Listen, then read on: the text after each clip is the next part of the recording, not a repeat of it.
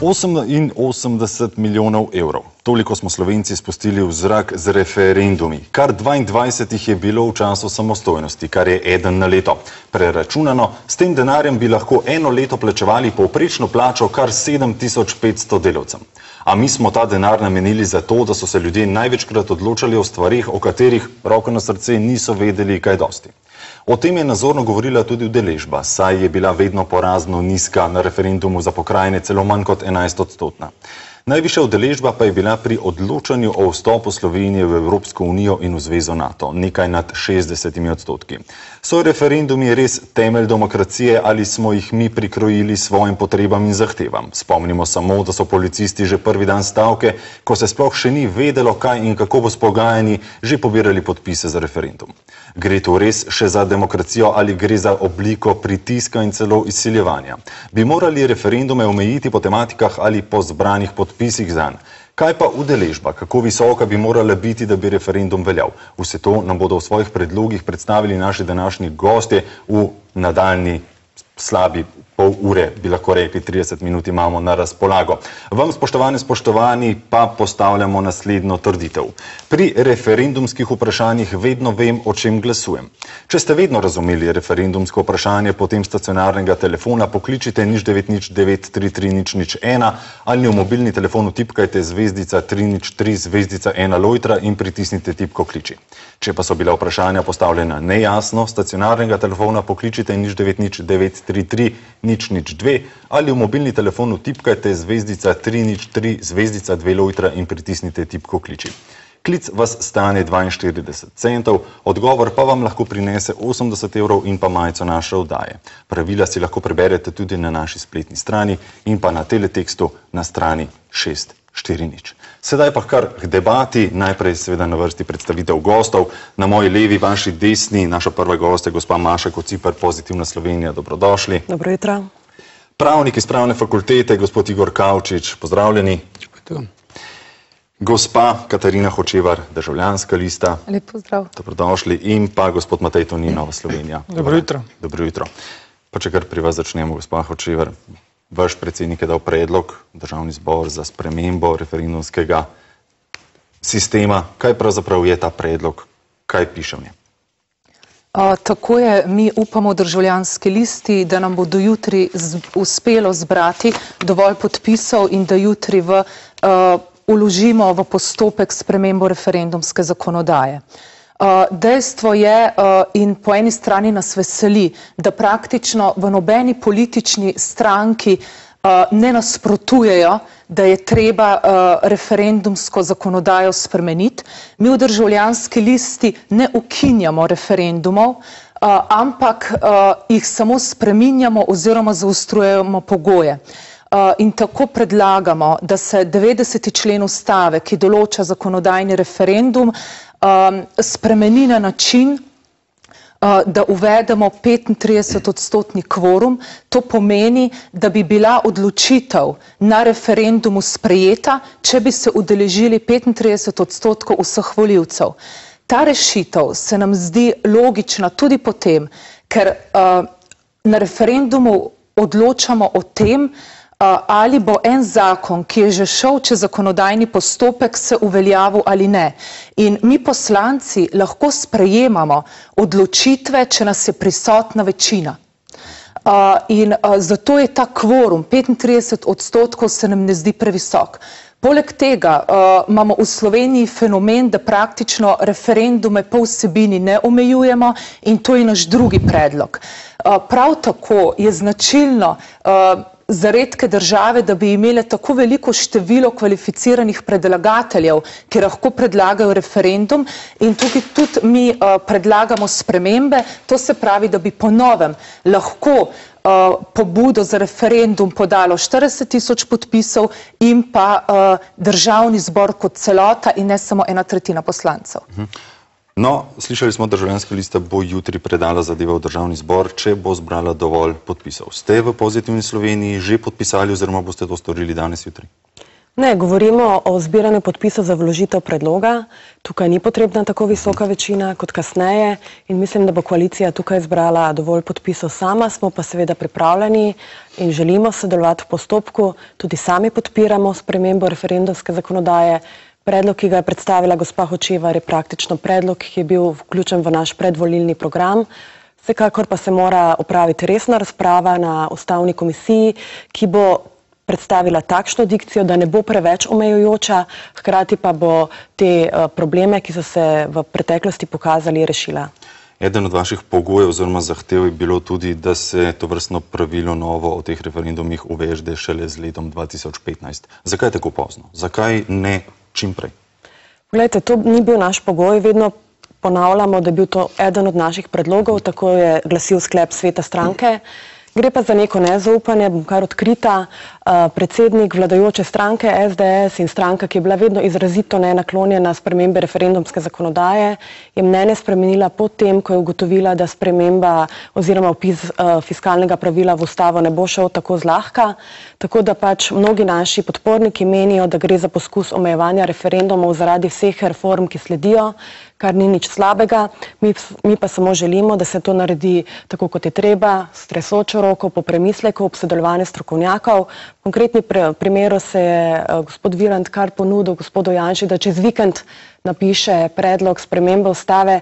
Mi smo rekli, dajmo se pogovoriti o resnem postopku in da te dvome odklonimo o tem, da se želi zlorabiti referendum zdaj zato, da ljudje ne bi imeli nobene možnosti pri teh reformah, morda predlagati neki odložilni datum, ki je podoben datumu, za katerega so predlagali za fiskalno pravilo. Gospod Tonin, tudi v Novi Sloveniji se ne strinjate popolnoma z državljansko listo o teh novih pogojih. Predlagate zbiranje 10.000 podpisov na mesto sedanjih 2.500. Torej, v Novi Sloveniji smo imeli pri spremembah referendumske zakonodaje dva ključna izhodišča. Eno je, da bi bili referendumi samo in izključno o najbolj pomembnih ustavnopravnih vprašanjih. In druga stvar, ukolikor do referenduma pride in da za ta referendum plačamo, potem se mora ta referendum šteti ne glede na udeležbo in ne glede na to, kakšen je rezultat. Pač politika ga je dolžna upoštevati. Zdaj, kako pripelje do tega, da se bojo na referendumu pojavljala samo zelo pomembna vprašanja? To lahko naredimo tako, da zelo zaostrimo pogoje za sklic referenduma. Eno stvar že uvaja recimo predlog spremembe 90. člena, ki določenim predlagateljem odzema to možnost. Recimo manjšina v parlamentu ne more več predlagati po tem novem predlogu referenduma, ker se mi zdi v redu, da se ne more referendum uporabljati za politično obračunavanje. Druga stvar, ki pa je Nova Slovenija predlaga in smo tudi zato pripravili zakon in ga partnerjem ponudili v obravnavo, da bi bilo potrebno za sklic referenduma zbrati 10.000 overjenih podpisov na upravni enoti. Danes je potrebno, da ti želiš sklicati referendum, v enem tednu zbrati 2.500 podpisov zbranih na ulici. Iz tega izhajajo številne težave, ker se ne ve, ali so te podpisi pravi ali niso. Zadnji takšen primer je bil pri zbiranju podpisov za Težke, je bilo veliko število podpisov ljudi, ki niti niso imeli volilne pravice. Poleg tega pa je številka 2.500 podpisov zbranih na ulici relativno nizka in zato številni to zlorabljajo za taktične namene. Eden izmed takšnih primerov, ste ga omenili, so policisti, ki so zbrali teh 2.500 podpisov zgolj in samo zato, da so za en mesec blokirali uveljavitev zakona. Naš predlog je, da je potrebno, če hočeš sklicati referendum, v enem tednu zbrati 10.000 podpisov, ki jih overiš na upravni enoti. Prav so nesporni in teh 10.000 podpisov se potem ušteva v skupno kvoto 40.000. Se pravi, jih moraš v nadaljevanju zbrati samo še 30.000. In to mislimo, da je en pameten kompromisni predlog, da tisti, ki je v enem tednu sposoben zbrati 10.000 podpisov, bo zagotovo pripeljal na referendum več kot 35% državljanov, tako da ob takih vprašanjih potem je tudi kvorum nesporen. Gospod Kavčič, je kakšen od teh predlogov, ki smo jih sedaj slišali, protiustaven, nezakonit, ali bi vsi šli čez neko proceduro, če bi prišlo do nekega odločanja na nekem ustavnem sodišču? Ne, tukaj gre za spremembo ustave in ustava se spreminja brez nadzora ustavnega sodišča. Torej, vsi ti predlogi so legitimni, vsi ti predlogi so v nekaterih sistemih znani. Res pa da, in to je pri meni pogosto temeljni kriterij, da moramo se zgledovati po državah, kjer je referendum dolgoletno sredstvo neposredne demokracije, kjer je v državah zelo priznan, ljudje ga sprejemajo. Pri tem seveda pa vedno trčimo na njegov osnovni pomen. Namreč referendum se je pri nas, in to je treba priznati, v preteklosti zlorabljal za strankarsko-politične namene. Ljudje so relativno hitro ugotovili, da postajajo v nekem smislu orodje za dosego nekih političnih ciljev in zato so se od tega inštituta, evidentno demokratičnega, odtujili. Če pogledamo udeležbo na volitvah, jaz mislim, da udeležbo na referendumu, vsaka od teh da jasen odgovor politiki, kaj si mislijo o vašem uvodnem vprašanju, ali je to vprašanje, ki sodi na referendum. Seveda, politiki so to pri tem zasledovali neke svoje cilje. Zato sam poudarjam pri ureditvi referenduma dvoje vprašanj, dve skupini vprašanj. To so tako zvani vstopni pogoji in izstopni pogoji. Pri vstopnih pogojih je predlog, po mojem mnenju, v enem delu dober, ker stroka že 15 let predlaga tako rešitev. To je omejitev števila predlagateljev. Nikjer v Evropi nimamo toliko predlagateljev referenduma. Pri nas so zlasti v preteklosti to uporabljali, da ne uporabim besedo zlorabljali, poslanci, ki so nasprotovali zakonu, ki so stali v manjšini in so potem preprosto ta vročkostan prepustili volivcem. Torej v predlogu sedaj teh ni več, torej ni več tretjina poslancev, ni več državnega sveta, ampak bi bili v bistvu predlagatelji samo volivci. Jaz temu pravim, da se referendum vrača tja, kamor sodi. Tukaj verjetno dvoma ni, saj jaz v teh razpravah tega nisem opazil. Drugi so pa izstopni pogoji. Tukaj pa so dileme večje.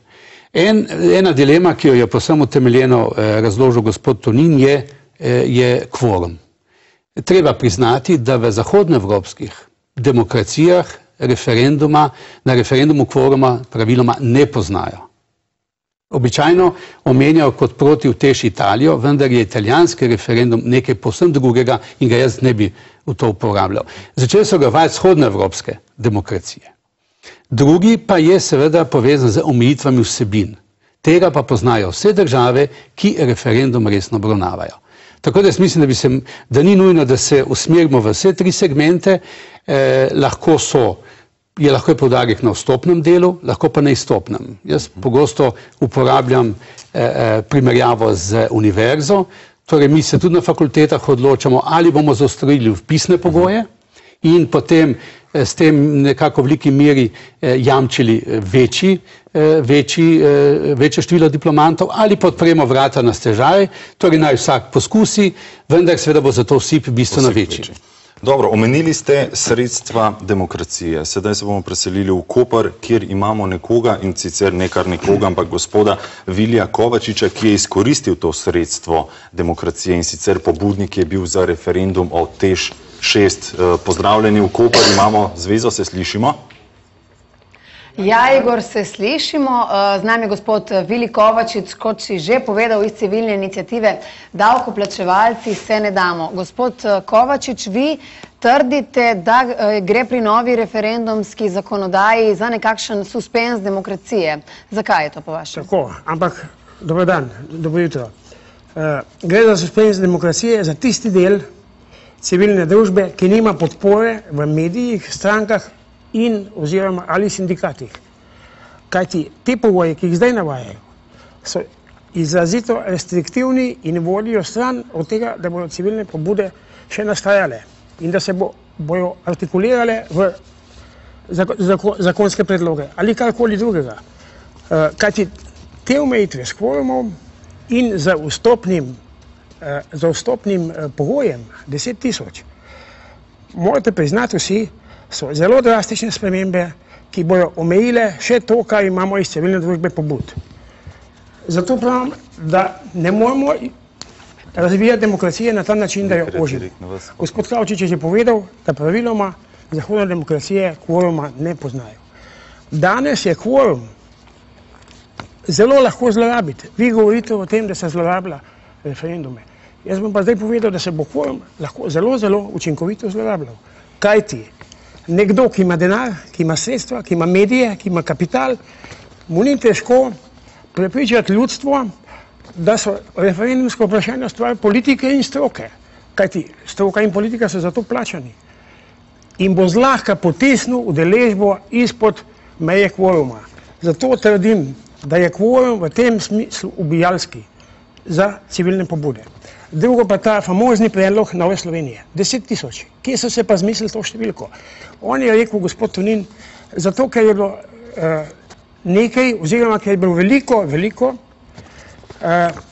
Se opravičujem, gospod Kovačič, še boste imeli možnost za mnenje? Povejte še na kratko. Da je bilo toliko in toliko volivcev, ki niso imeli volilne pravice. Zelo bi bil vesel, če bi se on o tem pri meni pozanimal. Pa niti z ene besede vsi nastopajoči, glede na zadnjo izkušnjo, ki smo imeli, niso pokazali kakršnegakoli zanimanja. No, hvala za enkrat. Samo to demantiral. Povejte še do konca. Rešen stavek. Teh, kako bi rekel, neveljavnih iz tega razloga je bilo za prste ene roke. Tako da to kot argument sploh ne obstoja. Hvala, Igor, nadaljujte. Dobro, Erter, hvala za enkrat. Gospod Tonin, neposredno na vas je letela puščica, prosim. Torej, v Novi Sloveniji ne nasprotujemo kvorumu. Tudi zaradi tega ne bomo prispevali teh začetnih podpisov za začetek postopka za spremembo ustave, ker se nam zdi kvorum nedemokratična institucija, ker bo številne, lahko tudi vlado ali kogarkoli spodbujal k temu, da bojo ljudje nagovarjali, naj ne grejo na volitve, naj ne gredo na referendum, naj ostanejo doma in s tem na takšen način minirajo sam referendum. In enostavno se bo zgodilo, da se v referendumski kampanji ne bojo soočali argumenti za in proti, ampak bo samo kdo bo bolj intenziven v tem, da bo ljudje spodbujal, ne ostane doma. In zaradi tega smo mi predlagali kompromisni predlog, da bi bil na nek način kvorum nepomemben, če bi spravili na referendum temo, ki zadeva blazno veliko število ljudi. In to je ta predlog 10 000 podpisov. Zakaj številka 10 000? Samo, da si boste znali predstavljati. Če gre za nek problem, zelo pomemben problem, potem v enem tednu ne sme biti problem zbrati 10 000 podpisov. Da sem še bolj konkreten. To pomeni, da je treba vsak dan na eno upravno enoto zbrati 30 podpisov. Predstavljajte si, če gre za pomemben problem, potem 30 podpisov v enem dnevu na eni upravni enoti ne bo problem. In to je osnova, iz katere izhajamo. To, kar je pa gospod Kovačič povedal, bi pa naš predlog tudi odpravil, ker zdaj je gospod Kovačič zbiral podpise na ulici. 2500 pa še malo čez jih je zbral na ulici in Ministrstvo za notranje zadeve je ugotovilo, da tisti podpisniki, nekateri še niso stari 18 let, torej nimajo volilne pravice, nekateri ne obstajajo. Če bi bil naš predlog upoštevan, bi se te podpisi tako ali tako zbirali na upravni enoti, torej bi bili overjeni in vsak dvom o pravilnosti teh podpisov bi odpadel. Selimo se nazaj v Koper, kjer ima gospod Kovačič zopet neposredno repliko. Izvolite, Koper, Erter. Ja, gospod Kovačič ima repliko namenjeno gospodu Toninu, povejte. Gospod Tonin, to, da nimajo volilne pravice in tako da ne obstajajo, takih sem že povedal, da jih je na prsti ene roke. In take argumente ne sprejemamo. Vaša omejevalna določba je ubijalska v tem smislu, ker ne moramo zbrati tega v tako kratkem času in vi ne ločite dve stvari. Eno je pobuda, drugo je zahteva za referendum. Zahteva za referendum je ustavna kategorija, je v 90. členu ustave, pobuda je pa zakonska materija. In dajte prosim to začeti ločiti in se uživite v vlogo civilne družbe, ki nima ne denarja, ne sredstev. Vi govorite iz strankarskega stališča. Vi imate aparat, vi lahko poženete na podpisovanje tok in tok ljudi, da boste vedno imeli bolj ali manj zagotovljeno udeležbo. Mi tega nimamo. Mi smo goloroki napram temu, kar se v strankarskih, sindikalnih in tako drugih vrstah dogaja. Tako vidim ta predlog gospoda Tonina enako problematičen, kot je sam kvorum. Najlepša hvala. Zato predlagam, da ostane 2500 kot je, da pa se pri overavljanju teh podpisov dovoli tudi civilnim iniciativam v pogled v način overovitve. Pazite, mi smo zabrali mnogo dovolj teh podpisov, vendar so nam jih povrgli iz nerazumljivih razlogov. Ko smo zahtevali komisijski pregled, smo dobili zavrnjeno pobudo našo. Tako je, hvala gospod Kovačič za to repliko. Besedo vračamo v ljubljanski studio. Gospod Tomin, stavek, prosim. Ja, jaz marsikaj ločim in tudi marsikaj razumem, bi pa gospodu Kovačiču pojasnil samo to, da njega boli naslednja stvar, da enostavno z 2500 podpisi ne bo možno več blokirati sprejemanje neke zakonodaje. Če boš to hotel, boš mogel zbrati 10 000 podpisov, kar se mi zdi prav. In to je glavna poanta, po mojem mnenju, vašega predloga, pa vendarle, gospa Kociper, mogoče gospod Kovačič vidi problem v tem, ker te referendumi niso dovolj dobro skomunicirani, ker ljudje ne razumejo vprašanja. Je zato problem zbrati 30 podpisov na dan na posamezni upravni enoti, kot je povedal gospod Tonin? Problem, o katerem se zdaj pogovarjamo, je konceptualna razlika, ki jo je prej načel profesor Kavčič.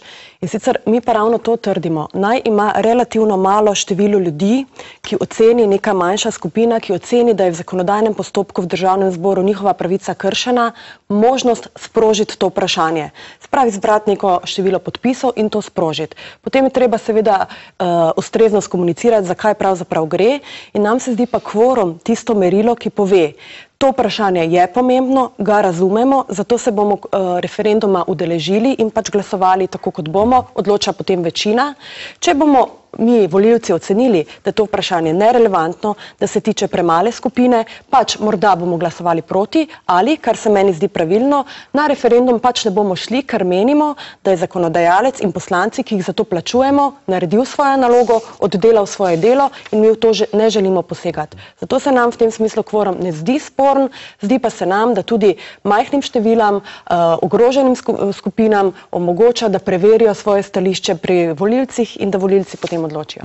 Gospa Hočevar, če jaz prav razumem, ravno tega se želite znebiti pri državljanski listi, da bi lahko vsak, ki ima 5 minut časa, vložil pobudo za referendum in s tem, kot je omenil gospod Tonin, blokiral sprejetje določenih zakonov. Točno tako, praktično vsaka politična odločitev v Sloveniji je lahko podvržena referendumski pobudi in to prinaša nestabilnost, ne samo v zakonodajo, ampak tudi v celoten politični prostor. Jaz mislim, da ljudje pričakujejo od nas politikov, da se dogovorimo in zmenimo zadeve. Mogoče smo mi trije danes predstavniki mlajše generacije politikov, bom rekla novi poslanci in je tudi na nas odgovornost, da v svojih sredinah širimo, bom rekla tako politiko povezovanja in konsenza, bi pa še poudarila, da s to spremembo se začne šele postopek. In mi dodano vrednost temu našemu predlogu vidimo tudi v strokovni skupini, ki bo imenovana znotraj Ustavne komisije in verjamem, da bomo tako s pomisliki Nove Slovenije, kot s pomisliki Pozitivne Slovenije prišli skupaj. Bi pa mogoče glede tega vstopnega kvoruma samo to še dodala, da če hočejo volivci vložiti zakonodajno pobudo, rabijo 5000 podpisov. No? Zato je mogoče tukaj, po mojem osebnem mnenju, tudi številka 10 000 malce previsoka, ampak jaz verjamem, da se bomo uspeli dogovoriti in najti eno pametno rešitev. O teh pogajanjih takoj po oglasih 47 sekund jih je, zato ne hodite nikamor, bomo takoj nazaj.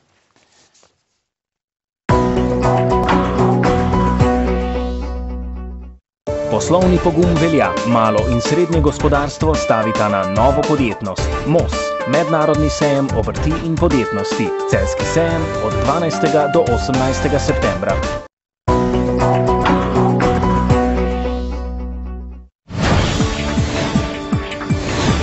Končal na prvem mestu, tako to je čisto dovolj, ne? Dedič, čakanske prostori, go! Switch everything, you understand? Kakšen nastop slovenskih fantov. Now I think we arrive with 100% of batteries.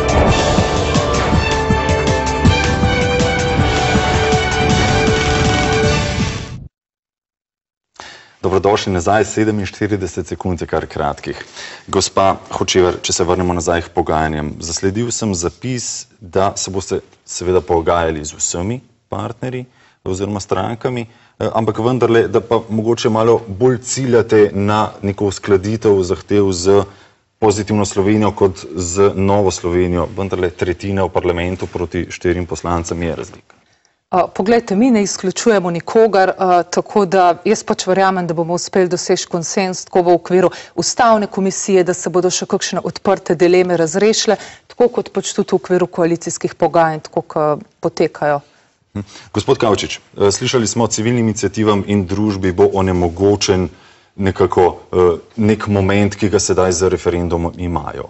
Je temu res tako in ali imajo kakšno drugo možnost, da izrazijo svoje mnenje, vendarle nasprotujejo zakonu? Veste, pri ureditvi referenduma treba res paziti na ta vidik. Znano je, da, kot je bilo danes že ugotovljeno, da mi smo imeli, oziroma imamo zelo odprt sistem referenduma, praktično brez nobenih omejitev. Na drugi strani se pa zdaj pojavlja tendenca, tudi deloma podkrepljena z težko finančno in siceršno situacijo, da bi se čim bolj omejil referendum in praktično lahko izključili iz tega procesa volivce. Tukaj jaz opozarjam, da ne smemo iti z ene skrajnosti v drugo. Zato večkrat poudarjam, čeprav vsi me nekako spominjajo to, da vendarle živimo v nekem specifičnem okolju, da vendarle pogledamo tudi čez planke. Poglejmo v države, ki te stvari imajo dobro urejene. Ni treba odkrivati toplo vodo. In prav z tega vidika jaz pravim, pri omejitvah, danes je beseda tekla pretežno kot kvoruma, mislim, da je to manj pomembno vprašanje, mi smo se pa lotili ključnega, to so omejitve referenduma. Veste, kot je rekel gospod Tonin, vse, če bo prava vprašanja bodo podpise zbrali. Mogoče ne tako pretirano število, ampak vendarle. Potem tudi ta kvorum bo dosežen, če bo tema ustrezna. Ampak kaj pa tema? Ali torej lahko, kot pravi predlog, gremo zdaj v tako, po moji sodbi, restriktivne pristope. Torej imamo med omejitvami tudi recimo vprašanje, ki me zelo skrbi, to je samo predlog, jaz verjamem, kot pravi gospa Hočevarjeva, da bo to še stvar razprave, da referendum ne bo mogoče o vsakih vprašanjih, ki imajo finančne posledice. Prosim vas, kater zakon pa nima finančnih posledic, potem ga ne potrebujemo. Tako da tukaj vidim večjo težavo, se opravičujem. Na tem mestu, če pogledamo čez planke, ogromno držav v Evropi ima to zadevo tako urejeno, da se zakon enostavno lahko sprejme, potem pa se vlaga referendum na ta zakon, ampak referendum ne ustavi izvrševanja zakona. Samo zda ali ne, je to rešitev mogoče tudi, ki jo je vredno premisliti? Tako rešitev pozna samo ena država. Vse druge poznajo tako kot mi, torej da je zakon v parlamentu sprejet, vendar še ni uveljavljen.